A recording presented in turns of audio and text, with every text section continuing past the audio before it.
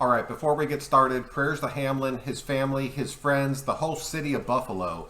That was incredibly sad and very hard to watch. I do not care who your team is. These guys are out there playing a game for our entertainment, and you do not want to see anything like this ever happen. And I am telling you right now, this shit hits even harder when you have a kid that plays football, who was watching the game with me and thinking the exact same thing that I was. Is this man going to be okay? Hamlin, I am thinking about you, I am praying for you, and I want to see you make a full recovery. I'm going to leave it at that because nobody knows the facts and nobody actually knows what the hell happened at this point. And I really want the NFL to get some answers so we do not see shit like this happen again ever. And to the people that are out there jumping on T. Higgins' Instagram and other social media spots and telling him that this was his fault, you are an ignorant piece of shit. Do not put this on that man. If you think for a second that he's not beating himself up about this, I guarantee you are dead wrong. And the last thing he needs is a bunch of fucking people telling him that, yes, it is your fault. This shit had nothing to do with him. That was a routine hit and a freak accident, and he does not deserve that shit. And finally, the way that the NFL handled this entire situation shows you exactly what true pieces of shit they actually are. First, they tell them they have 5 minutes, and then the coaches intervene and say, no, we're going to the locker rooms.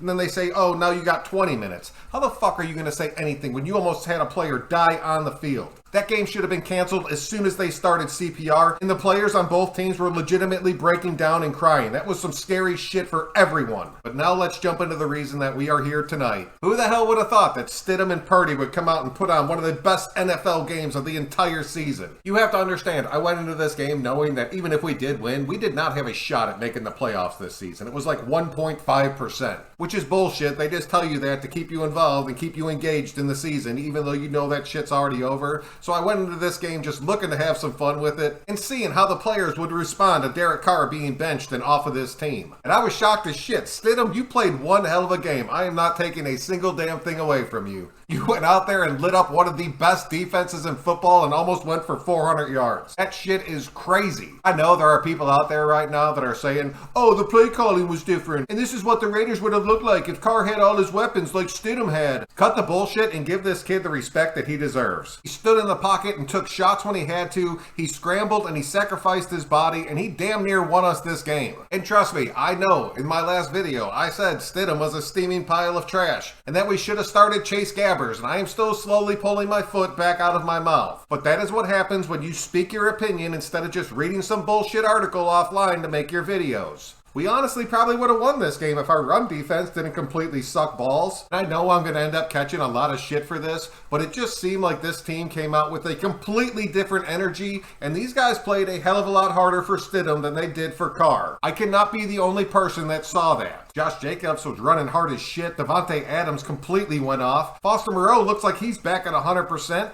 Darren Waller was getting in the mix, going up for balls. He had 6 different receivers with 3 or more catches. And yeah, he had 2 picks, but only one of them was his fault, and really it wasn't his fault. That 49ers defensive front is fucking insane. And defensively, we never put Purdy in the dirt. We came close a couple times, but we never actually did it. That team has too many weapons and too good of a coaching staff to give them any extra time on the field. And McCaffrey ran the ball down our fucking throats the entire day. And it seemed like we did not have a single player on the defense that could keep up with Brandon Ayuk. If you are going to use Stidham as your bridge quarterback to bring somebody else up, you have to put some money towards this defensive side of the ball, or we're completely screwed. We saw a few flashes from Robertson and Masterson. Mad Max was being Mad Max. But outside of that, this defense struggled incredibly hard. I understand that Harmon ended up leading the team in tackles, but that's because he was cleaning up the scraps from them getting burned on the front. Raiders have made it abundantly clear that this coaching staff is not going to change, so you sure as shit better give Patrick Graham the pieces that he needs to make this defense actually work. But now we have to finish out the season against the Chiefs, and I'm really curious to see exactly what this team does. I'm really hoping that Stidham goes completely off again and just kicks the shit out of the Chiefs. That kid legitimately has nothing to lose, and I would love to see him just put it all out there for our final game.